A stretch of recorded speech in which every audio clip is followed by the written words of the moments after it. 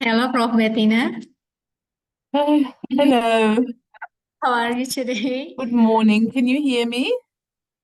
Yes, your voice is clear.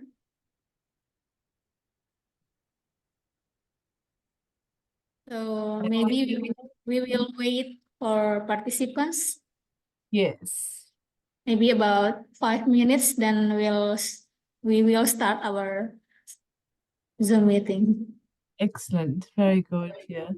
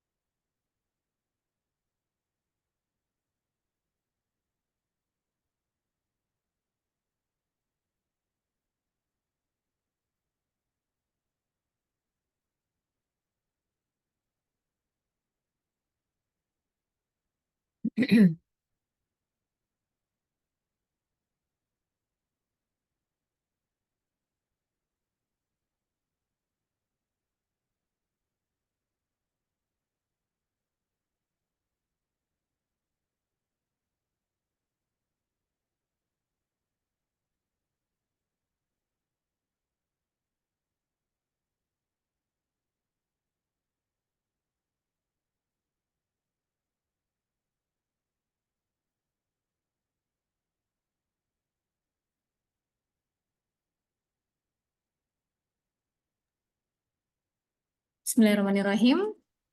Assalamualaikum warahmatullahi wabarakatuh. Waalaikumsalam. Waalaikumsalam warahmatullahi wabarakatuh. Good afternoon, Prof. Bettina, and good morning, all participants. Welcome to our sharing session today. I'm Sitti Aflahah. As a researcher of Research Center for Education, National Research and Innovation Agency, will be moderating this sharing session today.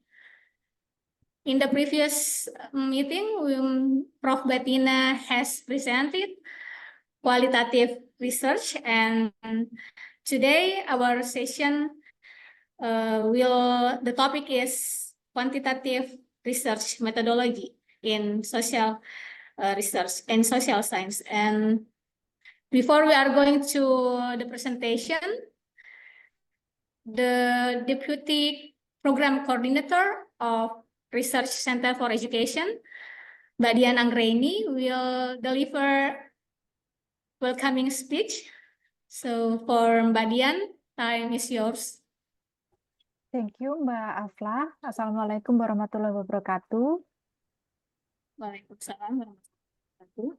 Dear Professor Bettina Meiser and all participants, firstly, I would like to convey the apologies of Dr. Trina Vizanti, Head of Research Center for Education, who unfortunately could not join us today as she is currently attending a conference in Singapore. And she sends her best regards and wishes us an insightful session. It is a great honor for me to welcome you all to this sharing session on quantitative research methodology in the social sciences.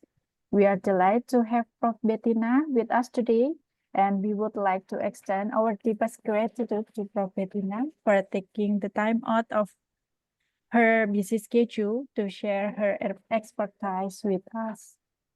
This session is a valuable opportunity for us to deepen our knowledge and improve our research methodologies.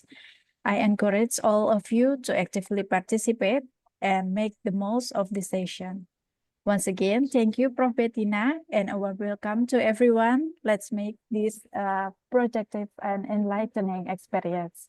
Thank you, and wassalamualaikum warahmatullahi wabarakatuh. Thank you. Thank you, Mbak Dian. Now I will explain some rules in this session. So Prof. Bettina will present her slides, and during her presentation, if you have any questions, you can just write it down on the chat box or simply click the raise hand button in the Zoom.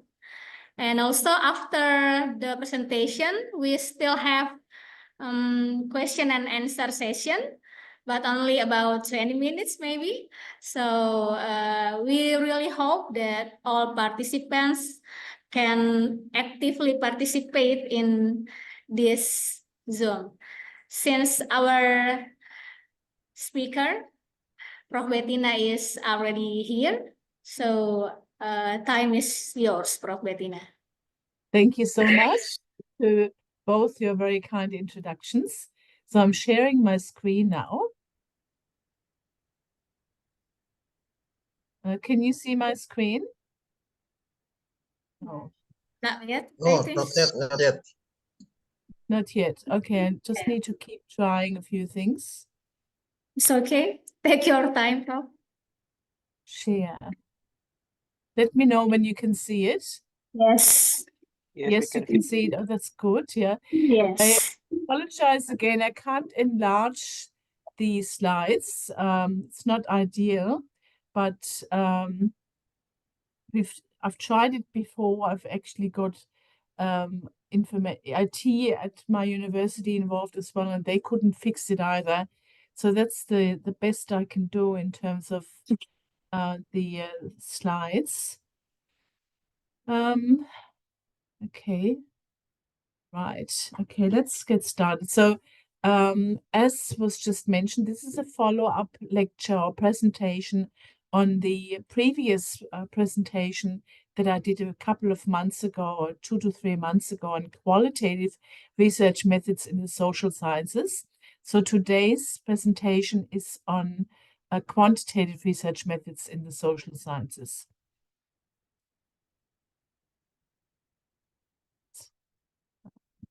So it's not, yeah, yeah. Okay, what will be covered today? Here you can see the topics. We will start by recapping the differences between quantitative and qualitative research. And that's sort of covering the same ground that we also covered during the last presentation on qualitative research. So I just wanted to refresh your memory a little bit about the differences between quantitative and versus qualitative research designs. And I'll invite you to answer some questions as well to prompt some discussion in a moment. Now, already here's the first discussion point. Could you please let me know what you think the differences are between qualitative and quantitative research? Could you please raise your hand or simply unmute yourself and make comments or put comments into the chat box?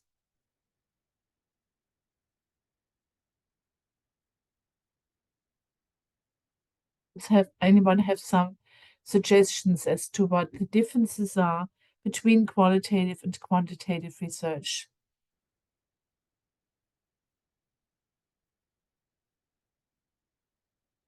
Yeah, so I mean, maybe Can you I see. try to answer? Yes, yes, Oh, please. okay. Please do so. Maybe if qualitative research is most about narrative, so we can like make a description about something, and we don't have any variable. And if we are talking about quantitative research, so it mostly about numbers, I mean, and we have like variables, and we do some instrument like questionnaire, I think. Yes, yes, they're all very good points. Yes, I totally agree. You've captured the differences very well. And Thank you. so are there any other suggestions regarding the differences? And I just I've done something here to my screen and my PowerPoint presentation has disappeared. Sorry, I just have to stop sharing and then sharing again and see whether that can fix it. So sorry, Prof. Bettina, in the chat box you can read the answer of participants from Anggrainidian. Yes. Okay, stop sharing again. So Sorry, I just need to share my presentation again. okay. Sorry about that. I had some technical issues here. Okay, so we have a few comments in the chat box. Yes. From qualitative, making the analysis. The analysis is performed with words. In quantitative research, the analysis involves numbers. Absolutely, that's a very important distinction. And then from Justika, quantitative research relates to statistical analysis and numbers. Yeah, so the analysis in quantitative research is very different because we work with numbers as opposed to words in qualitative research. So thank you so much for these points. I'll just move on to the next slide. It's stuck again. No, I have to move it along differently. Yeah. So here is a quite a detailed comparison between quantitative and quantitative research. In qualitative research, we answer questions as to how and why, whereas in quantitative research, it's who, what, how much, and where. And here are some of the others who you've already mentioned. It's qualitative research is in the form of text. Quantitative research is in the form of numbers. So you can see for yourself here a summary of qualitative and quantitative research, just to remind you of what we discussed during the last presentation. Now, here it is a question to prompt some discussion. What are some questions from your own work that you would better ask quantitatively rather than qualitatively? Sorry, that should be the other way around. So what are some questions from your own work that would be better asked qualitative? Oh, sorry, that's not what I wanted here. Quantitatively rather than qualitatively.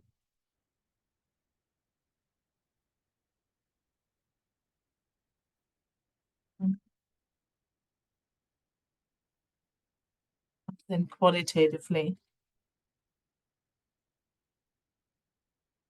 Yes, so if you have any suggestions, please raise your hand or put comments into the chat.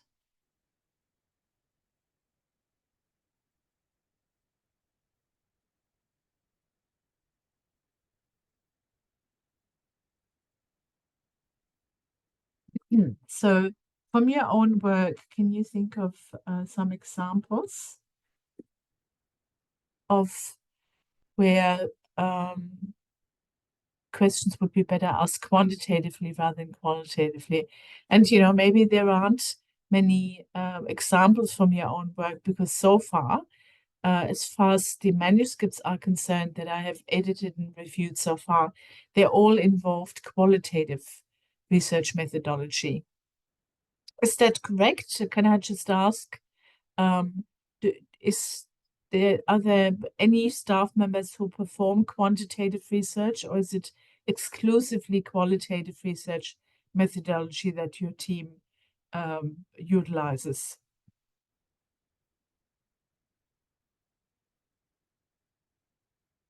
So I would appreciate if someone could answer my question. So are there any staff who do quantitative research in your team, or is it exclusively qualitative research methodology that is being used in your team? May I answer your question, Prof? Yes, please. Actually, there is no regulation about exclusively qualitative or quantitative, so it depends on the team. If they do quantitative research, so they can use it. And today, I have a team, research team, and we have research about waste management literacy in schools. So the research question is, what is the level of waste management literacy in school? So we do quantitative research, I think, since we have questionnaire. We do some like survey to measure the level of waste management literacy. Yes. Well, you've given a very good example. You used the word measure. You wanted to measure the level of literacy. So, you know, you have to use one has to use a quantitative methodology in order to measure something. You can't measure with a qualitative methodology. So a qualitative methodology describes the range of beliefs of the participants, whereas a quantitative methodology can quantify the beliefs that participants hold. So very good explanation. Thank you so much. And then there's a couple of comments in the chat. The first one is from, I can't read who the, for some reason I can't read the name. So I can only read the bottom part. Oh no, here it is. N from NC. Okay. Okay, what are the effects of the use of AI to students' academic writing skills? So it's not really in relation to the question I asked, but that's fine. So can I just clarify what you mean by the effects of the use of AI? So, Nurul Yusuf, could you give some comment about your question in the chat box to clarify the meaning of effects of the use of AI?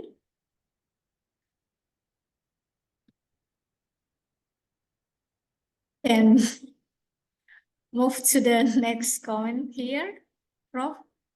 Sorry? To the next question, to the next comment. I mean, I can answer I can attempt to answer, guessing what Nurul Yusuf, apologize for the pronunciation, is referring to. I think AI can be used to improve academic writing skills, but it needs to be used carefully. In a publication, in a manuscript, for example, the use of of an AI instrument should be acknowledged. I'm certainly not against AI. It can be used as a teaching tool, for example, but it's not. I actually looked at whether AI could be used to assist me with reviewing the manuscripts that you've sent to me, and I didn't find it very useful at all. I found that I used it on a couple of manuscripts, and I found that it took me longer to review a manuscript than without AI. So I think I have some mixed experiences. Yes, so I hope that my response was in some way helpful. And yeah, there's another message from Vidya. IMHO. I think both research methods are. What does IMHO mean? I'm sorry. Does it mean?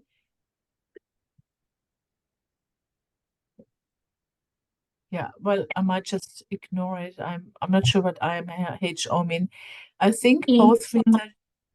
In my humble opinion, I think. Oh, oh, oh, yeah, that's very, very kind. I think both research methods are good. It depends on our research question. But for educational research, I personally choose qualitative because it explores the human as a subject. Yes, it generates in-depth knowledge. I agree with that. It, again, portrays the range of beliefs and attitudes that people have. So they're all very good responses. Thank you for that.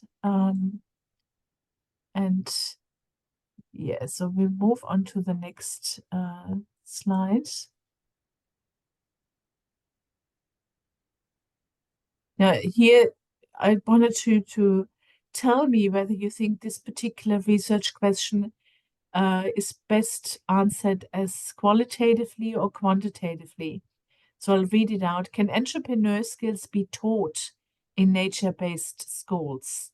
So here the answer would be yes or no.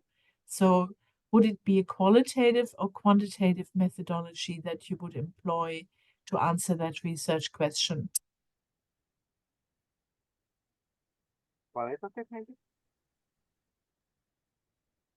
So someone just said something, I couldn't understand it though.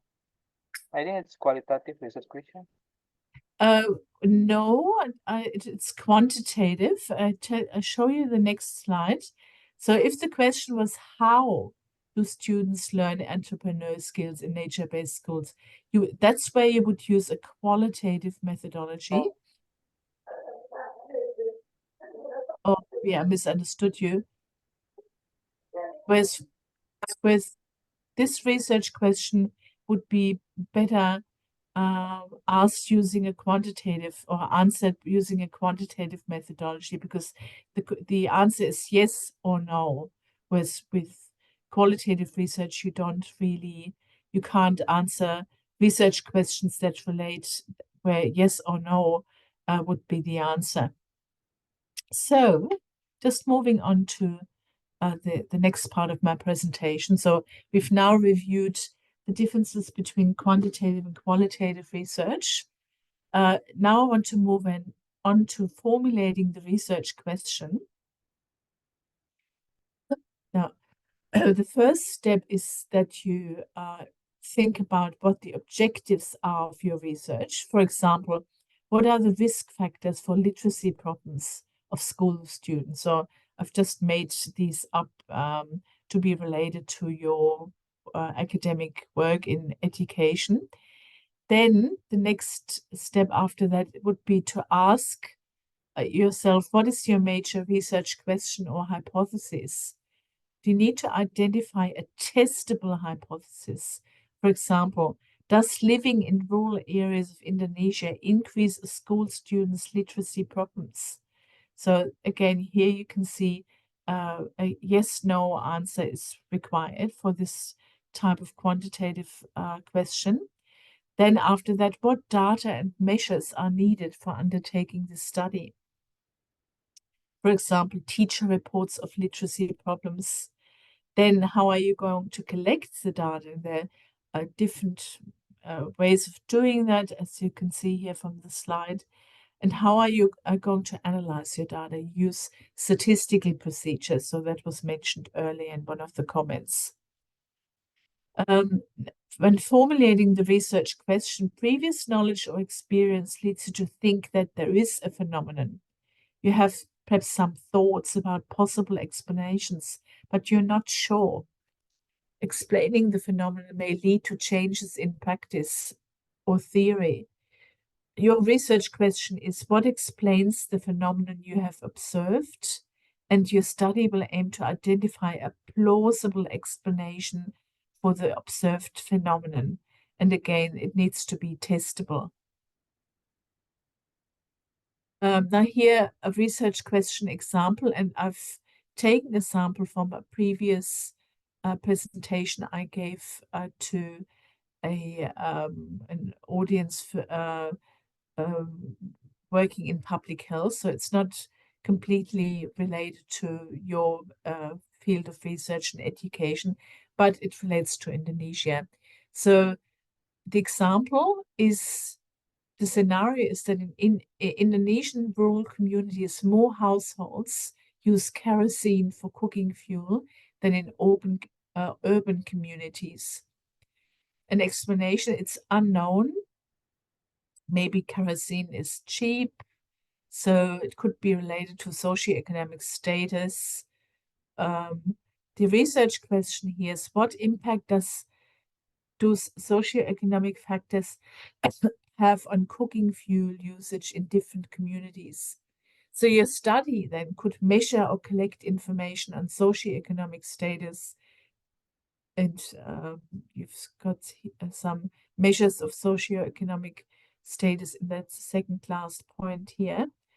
And it could compare those factors between the households who do use kerosene versus those that don't, and then identify the important factors that influence the use of kerosene as a fuel. So this was an example of a research question. It's important to distinguish between research question and hypothesis. So a hypothesis, as I mentioned earlier, it needs to be testable. So here, previous knowledge or experience leads you to think that there is a phenomenon, but you're not sure. This phenomenon, if it exists, may lead to changes in practice or theory. Your hypothesis, you hypothesize that this phenomenon exists. To test this, your study will check whether the phenomenon does not exist. So that's the so-called null hypothesis. And if you fail to prove that it does not exist, then your hypothesis is supported, or the null hypothesis. And you can conclude that the phenomenon does exist, like a difference between two groups or something like that. Here is a hypothesis example. Again, going back to the kerosene use in Indonesia. possible explanations for different uses of kerosene are maybe culture and family preferences, cost, availability of fuels for cooking. So the hypothesis could be that household income is positively associated with kerosene as a cooking fuel. And a study could look at measuring household incomes and comparing these for those who cook with kerosene and those who don't. Now moving on to the next topic. What are the different quantitative research designs that are at our disposal? So here are different ways of conceptualizing a research design. The time factor relates to where in time something is measured. So it could be cross-sectional, prospective, or retrospective. And I show this to you in this slide here. So the time factor, if it's in the present time, it's a cross-sectional study. If it's present and past, it's a retrospective study. And if it's future, present and future continuing, it's a prospective study where at least two measurements take place, one in the present and one in the future. So these are the time factors. Then another way of conceptualizing a research design is to look at what data is being collected. So it could be experimental data or intervention, testing of an intervention, or it could be non-interventional, where we conduct a survey or we make observations. Alternatively, pre-existing data could be utilized and reanalyzed. Some designs here: survey, cross-section, we've already mentioned. Randomized controlled trials. They're very often used in medicine, which is my original field of research, but they could, of course, also be used in education to measure the effects of a particular intervention. The next slide here. So again, in a retrospective study, observations related to time at which data are collected at past and previous time points, and then cross-section study and prospective study, as I showed in the diagram here. Importance of causal relationship. Now, not all designs can answer questions about causal relationships. So cross-sectional studies, for example, they do not allow you to draw any conclusions regarding causal relationships. They describe correlations, relationships, but you cannot infer a causality from a cross-sectional study. However, a prospective study or randomized controlled trial will be able to demonstrate causality. So, importance of causal relationships. For example, does an intervention work, or is a factor, predictor, or risk factor for a specific? What is the factor or cause or predictor or risk factor for a specified problem? So, as I mentioned, only certain study types are suited to deal with causality. And randomized controlled trials are direct test of causation. So they're a very strong design if you are interested in causation. So again, descriptive studies are to describe a problem. In cross-sectional descriptive studies, a prevalence of a problem, determining how big a problem something is. In qualitative studies, as we said earlier, a range of views and attitudes is being described. And in a survey, all members or representative sample of the population is assessed. So here, this is shown diagrammatically. We have a population of interest. We draw, if possible, a representative sample, and then measure the characteristic of interest. So I just need to change this. This should be, as I said, my background is in health, so I sites do need some modification. So moving on to the next one. So randomized controlled trials. As I said, this is a very strong design where we have a study population. We have randomization to a study factor or categorization to exposure to a study factor. So an intervention, let's say an educational intervention, for example, having smaller numbers of students or something like that. And then following the randomization, one group is exposed to the study factor, the other group is not exposed to the study factor. And then you can compare the outcome between exposed and non-exposed study participants. Now, moving on to different types of sampling, just briefly, I wanted to draw your attention. You probably, most of you will be familiar with the difference between sample and population, but I'll just cover it again just in case. So a population, it's a very important distinction. A population is the entire group that you want to draw conclusions about here. A sample is the specific group that you will collect data from. The size of the sample is always less than the total size of the population. And in research, a population doesn't always refer to people. It can mean a group containing elements of anything you want to study, such as objects, events, etc. How to determine sample size? Why determining the required sample size is important. The use of power and sample size calculations to ensure that your sample has appropriate statistical power to detect meaningful difference is important. On the one hand, if you don't ensure sufficient power, your study may not be able to detect a true effect, and thus time and money will be wasted.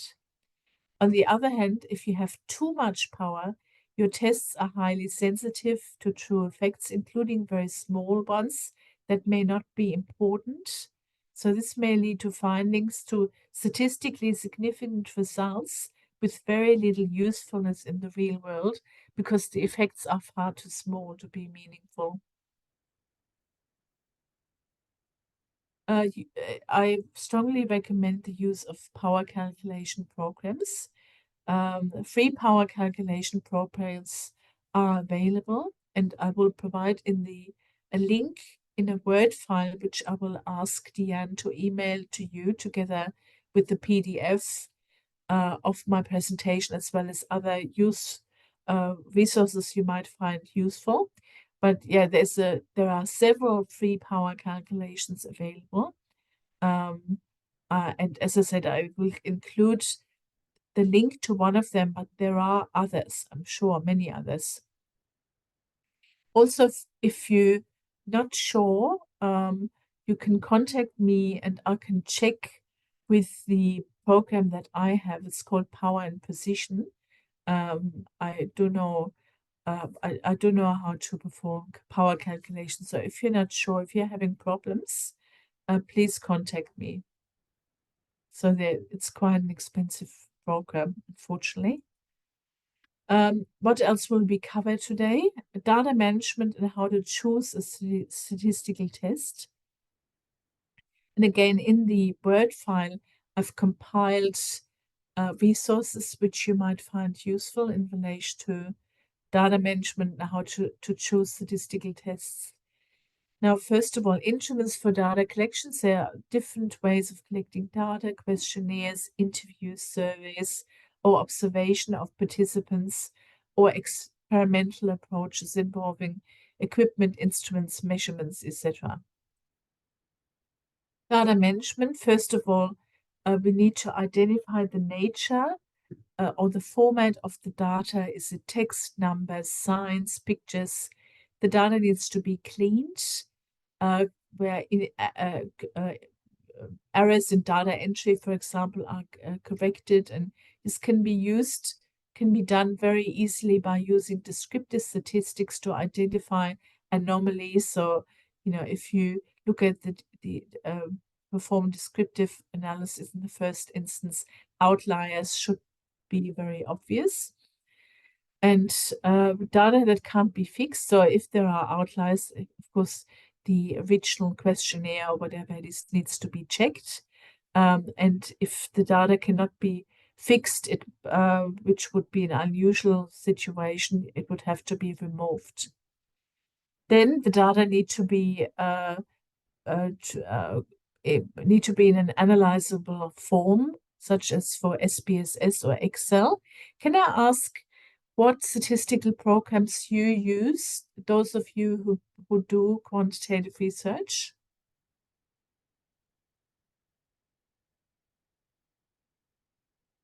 Have you heard of SPSS? Yes, SPSS. Yes. And has anyone used it? We use, for me, I use M+ as well. So what do you use? SPSS, M+, and Conquest. Oh, okay. I didn't quite understand the names. Could you perhaps put them in the chat box so that I've got the names, that I know that how they're spelled? Yeah, the one that I've been using for several decades is called SPSS. It stands for Statistical Program in Social Sciences, I think. I'm not sure actually what it stands for, but it's now called SPSS. People use the acronym to refer to it, and it's very user-friendly. I find it very easy to use.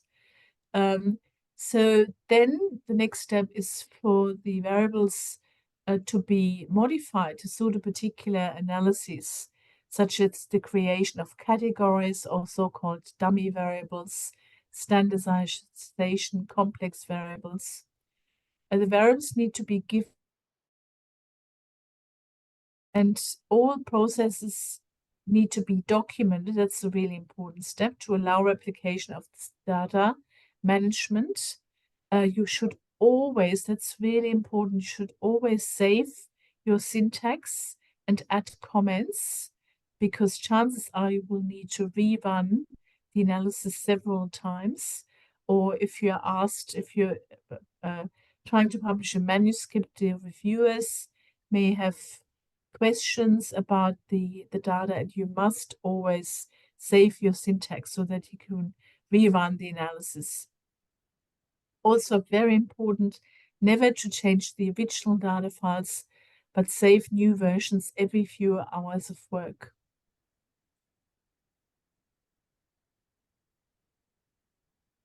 What types of data variables are there? So that determines what analysis you will perform. Again, I'm referring to SPSS here because it's such a well-known program. So here, the data, the overarching data here can be either quantitative or qualitative categories, continuous, so let's say age, discrete, numbers. Well, numbers is not very, I think it's, I will have to get back to you about that actually.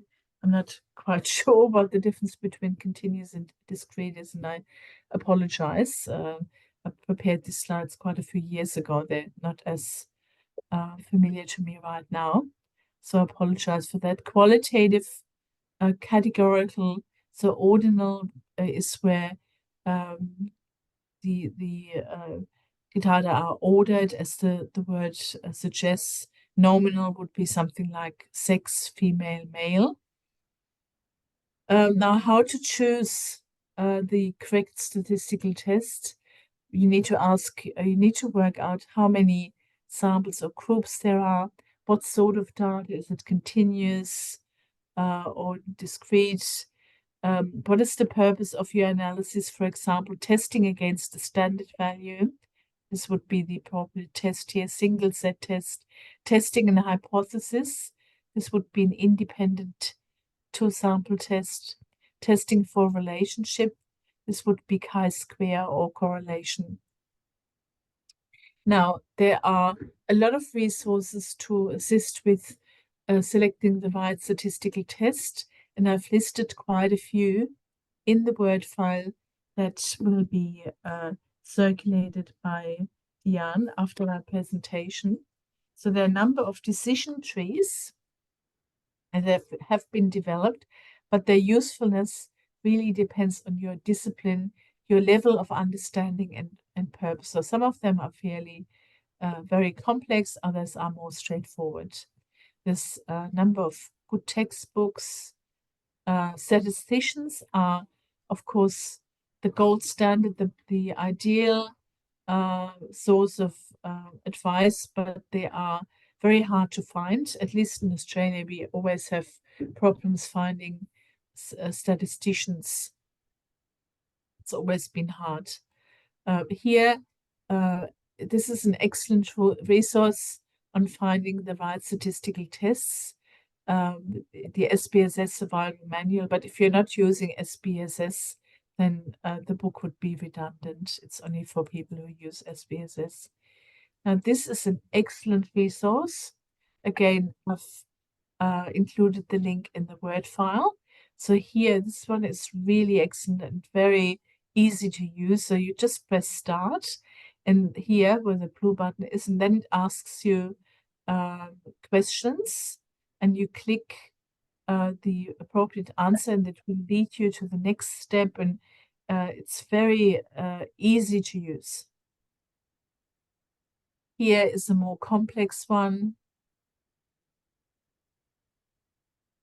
and yeah, more complex than this one here. I find very straightforward. So if you're a relative novice to statistical analysis, I strongly recommend you use this one here. Now, the last part of my presentation is on the presentation of results. There's a few slides here that this one here I showed during the quality quite a few months ago when I did a presentation on how to write up research, how to write a manuscript. And I just wanted to remind you that the general structure of a full article, whether it be qualitative or quantitative, follows this scheme. It's called the IMRAT scheme, where you have a title, you have the authors, the abstract, keywords, the main text, introduction, methods, results, and discussion, followed by acknowledgements, references, and supplementary materials. I will attach to the email that I will ask Diane to forward to you this article here, which is excellent. It describes how to best report observational studies. It can be referred as STROBE, the acronym for Strengthening the Reporting of Observational Studies. These guidelines also have a checklist that you can use. It's very handy. So you can actually check that you've covered each of the points that should be included. I will also attach an exemplar article of a cross-sectional study. So that's a study that I did quite some time ago. An example of a cross-sectional study, as I said. I will also attach an exemplar article of a population-based survey with random selection of participants. And finally, I will attach an article of a randomized controlled trial. If you would like to have more examples to perhaps model your manuscript on, please contact me and I can send you more examples. As I've said before, or during the presentation on how to write up a manuscript, the way I learned writing manuscripts is by looking at good examples of manuscripts. That's how I learned. I think that's a very good approach, or at least it worked really well for me. So after I've already mentioned what I will ask Diane to email to you, so it's a PDF of the presentation, then the stroke criteria, so strengthening the report of observational studies, 3 exemplar articles to model your article on if you wish, Word file with links to relevant resources, and I will also attach a flow chart to select the correct statistical test. It's a very complex flow chart. I won't show it because it's a little bit overwhelming. But as I said, if you find it too overwhelming, then the use of this resource would be useful. So we've already come to the end of my nearly as nearly as long as the one on qualitative research, but yes, so I will stop sharing, and if there are any more questions or comments, please let me know. Please put them into the chat or start speaking. Okay, thank you, Prof. Bettina, for the excellent presentation. So for all participants, now we are going to the question and answer session. If you have any questions, just write it down on the chat box. It could be in English or Bahasa, and I will try to translate it. Also, you can simply click the raise hand button on the Zoom. Okay, now we have Widya Kamalasari, Prof. Bettina. Yes. Okay, time is yours. Okay, thank you. Thank you for the opportunity. Hello. Suara saya bisa didengar, Mbak? Hello. Yes. I have to say the audio is not very good. Yeah. Can you understand what Ilya just said? I couldn't Okay. understand it because the Hello. To close my on camera because the Okay. signal problem. yeah, this is better. This is much better.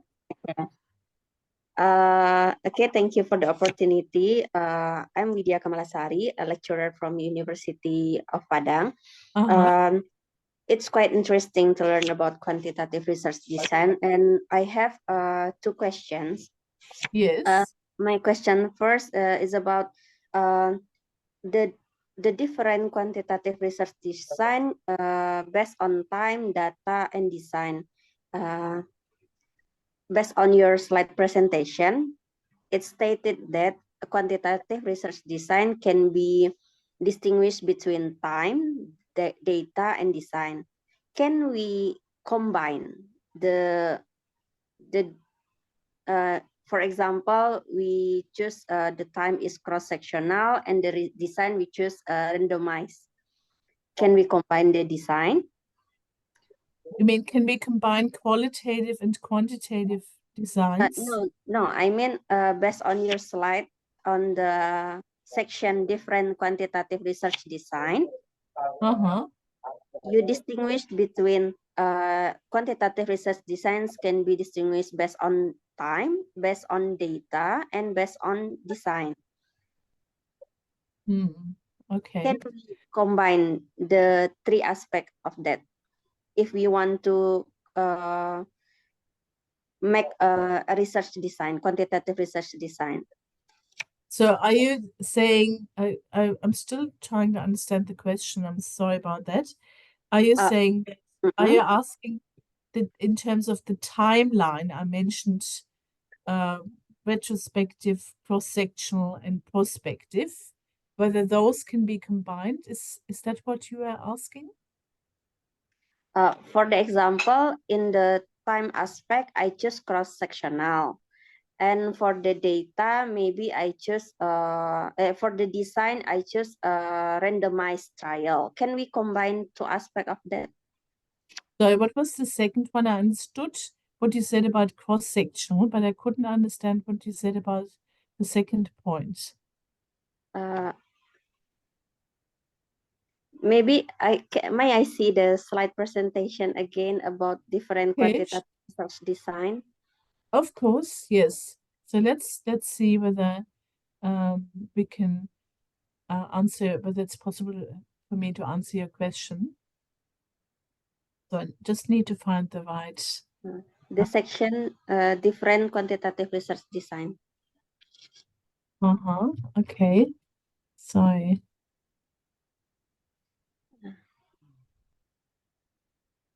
Different quantitative research designs. Okay. Yes. Before. Okay. Yes. Okay. From this slide, we can see that the quantitative research design can be distinguished from time factor, design, and data. So, if for example, I want to conduct an experiments research, but the time factor I choose cross-sectional, and the design I choose, for example, survey. Is it can be done, or we only choose only one aspect of this research design? Yes, you can only have one research design. That's right. You can't combine them. I mean, what you could do is, if you're interested in a particular area of research, you could start off with a cross-sectional study to determine how big the problem is, or even if it is a problem. So that would be the first stage of your research. This might be followed by a prospective study, and very much down the track, potentially an intervention study where you test an educational intervention. So, I mean, we're talking many years, or 2 or 3 stages of research, starting with cross-sectional to define the problem, prospective to demonstrate whether causality might be a factor, and then finally the most rigorous type of study would be a randomized control trial or an experiment where an intervention is tested. So I do hope that I've answered your question, and I'm sorry that it took me so long to understand what your question was. It's okay. Maybe I can explain better. So for confirmation, so about the research design, we can only use one factor, just time or design or data. Well, yeah, I mean, they're just different things altogether. So that's the time factor, which I've showed on the subsequent slides here. That's the time factor. The design is a different issue altogether. So design can be survey, randomized controlled trial, or quasi-experiment. And the data itself relates to the data that you have. Yeah, so there are different aspects of doing research. So, of course, you can combine them. I mean, every research would have one component. So in terms of time factor, you might have a cross-section study. You might have a survey that you use to collect your data. Yes, so I hope that does answer your question. Okay, thank you. My second question. Yes. Mostly in my department, we focus on educational research, use quasi-experiment. And hello? Yes. We use a quasi-experiment, but there is some debatable aspect in our department about the research design, about pre-test, post-test control group design, and only post-test group post-test design. So which one is better or correct? Can we use both of them, or we have to use pre-post to see the effect of the treatment that we give to the class? Yes. So I did have some problems with the audio again. So what are the two different types of studies that you conduct, pre-post, and what was the other one? Post-test only. Post-test only, yeah.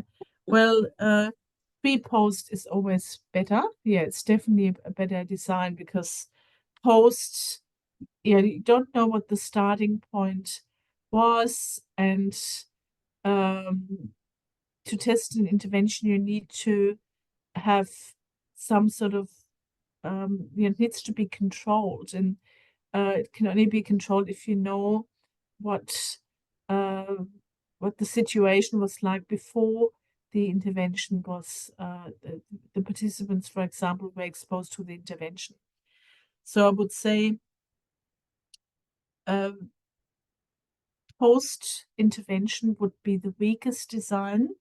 Pre-post assessment would be a better design, but the best design altogether is quasi-experiment, and the gold standard would be a randomized controlled trial. But obviously they're much more difficult to conduct, especially randomized controlled trials.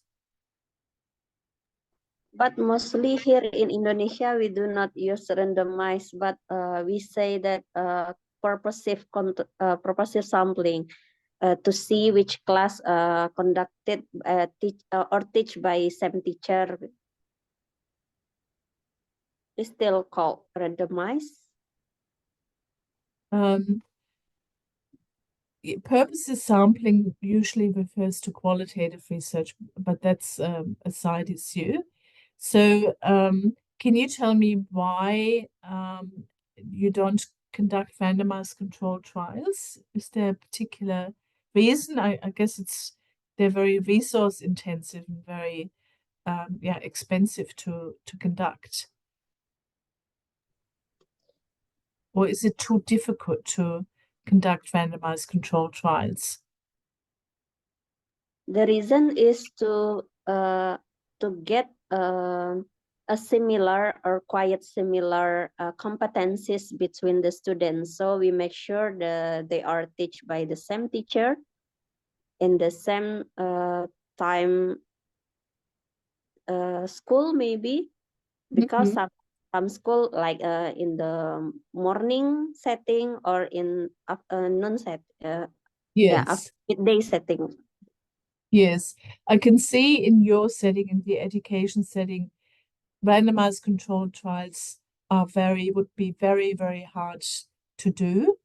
I mean, one thing that could be done, but again, it's very hard, is the so-called cluster randomized controlled trial, where you randomize schools. Let's say you have 20 schools or 30 schools, and you randomize schools to one or the other condition, but very difficult to conduct and very resource extensive. Okay, thank you for the explanation. Thank you very much. I hope it was helpful. I can stop sharing again. Widya Kemalasari and Prof. Bettina for the answer. For other participants, if you still have any questions, you can ask directly. Oh, okay. I just saw that there's a lot of comments in the chat. Yes. Yeah, only just saw that. So where do we start?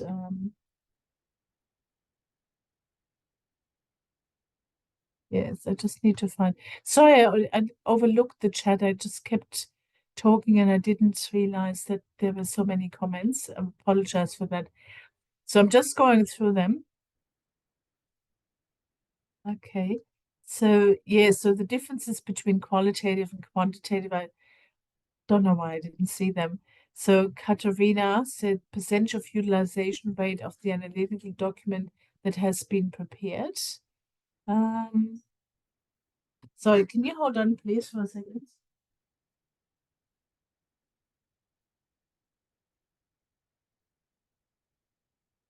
My apologies. So Katarina, can you please clarify what you mean by that? I assume it relates to the differences between qualitative and quantitative research. Is that correct?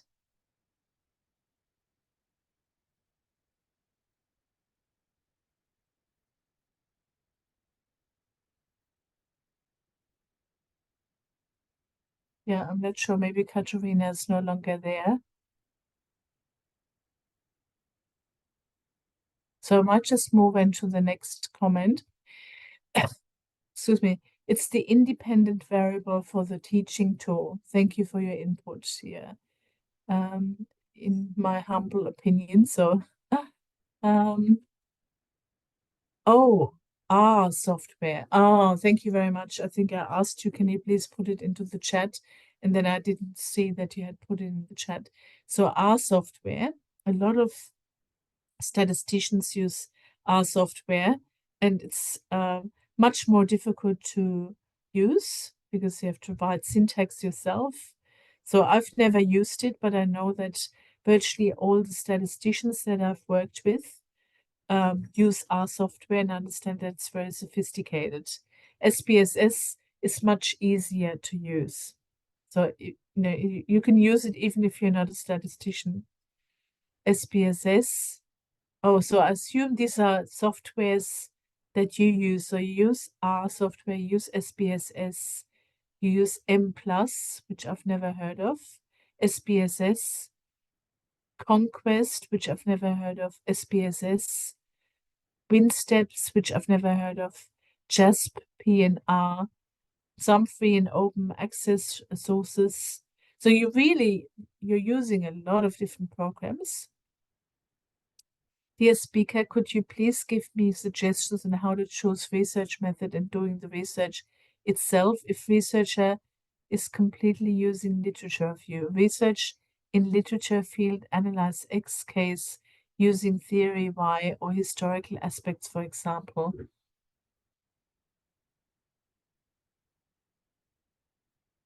I'm not sure that I understand the question. Sitti, is your first name Aflahah or Sitti, by the way? You can call me Sitti. It's easier for you, I think, to All right, yeah, mention. okay, yeah, Aflahah, it's very hard.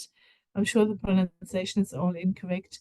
Yeah, I'm trying to understand the question, so maybe you can help me there as well, or Vatvi can clarify it, because I'm not sure what the question is here. So it's maybe about literature research. So we don't have any field research, just like literature review. Oh, okay. Well, yes, of course. Yeah. Aspect, for example. So we don't have any field activities to collect the data. So how to choose the research method? Is it qualitative or quantitative, or we can use another method? I think, So the question is not about how to conduct literature reviews. That's not what the question is. About the research method, I think. If we Okay.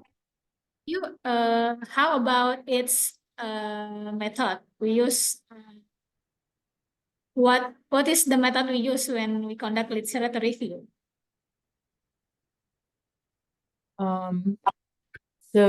So basically, is it, do I understand the question correctly, in that it's about having done a literature review and then deciding what research to do based on that, the findings of the literature reviews? Is that what the question is about? Yes, I think.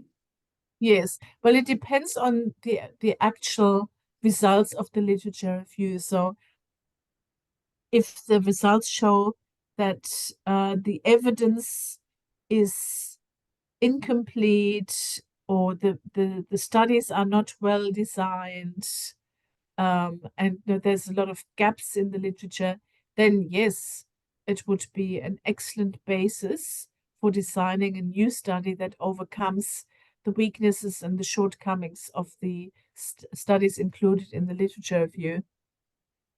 And by the way, I mean, could be potentially the topic of another presentation. If you're interested in, I'll suggest that to Trina, specifically on how to do a literature review. I'd be happy to give a presentation on that. So do we have any other questions that you would like me to answer? I think I've read all the chat, what's in the chat. I think there is no more question. Oh, okay. All participants, maybe another participants want to ask questions. We still have time.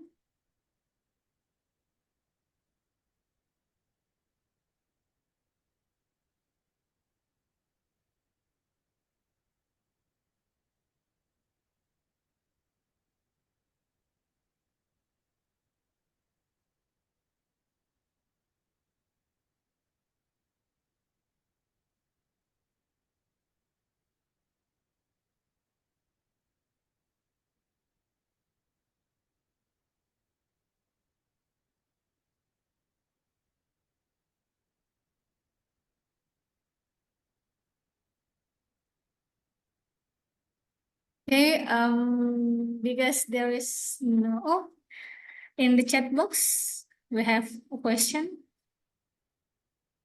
Oh, sorry.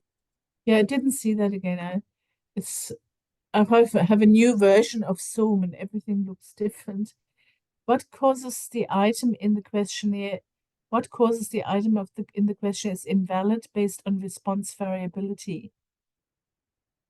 Is it because the respondent answers are too varied, or because they're almost the same? What causes the item in the questionnaire is invalid because the response variability? I'm not sure. I don't think I understand the question. I'm sorry. I mean, I was talking about data entry errors and running descriptive analysis to identify outliers, which could be data entry errors, for example, but I'm not sure that that's what the question is about. So I think like before we use the questionnaire that we are conducted, we have to test it first for its validity. So we give our questionnaires to like respondents, but not the respondents of our research. The other group that has similar characteristic of our respondent. So we use it to check that to test that our instrument is valid or not. So when we get the data, some items will be valid, and some items will be invalid. Okay. Oh, well, you've answered the question very well. So you understood the question. I didn't quite understand the question, and I think you've answered it very well. Thank you so much for that.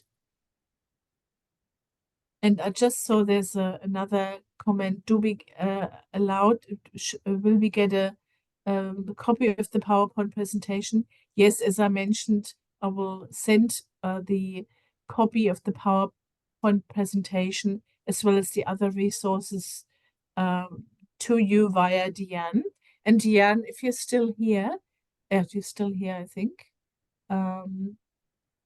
Diane, can I just confirm that because I've always sent the PowerPoint presentation after the presentation. So, Diane, can you confirm that you've always forwarded those to your group members?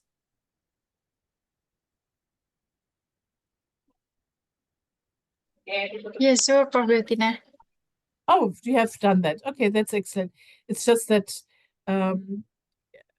Vidya may not have received or read all the emails, but anyway, I always follow up with sending a PDF of the PowerPoint presentation to Diane, and she always forwards it. So you should, within a day or so of the presentation, generally that's when I do that. So you should expect something in your inbox, the PowerPoint presentation, the exemplar articles, the Word file with the resources that I've collated relating to quantitative research methodology.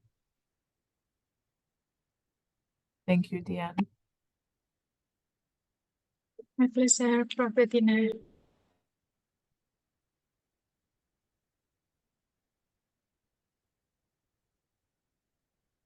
Okay, I think there is no more question. So we will end this sharing session, or do you have any comments, Prof. Bettina?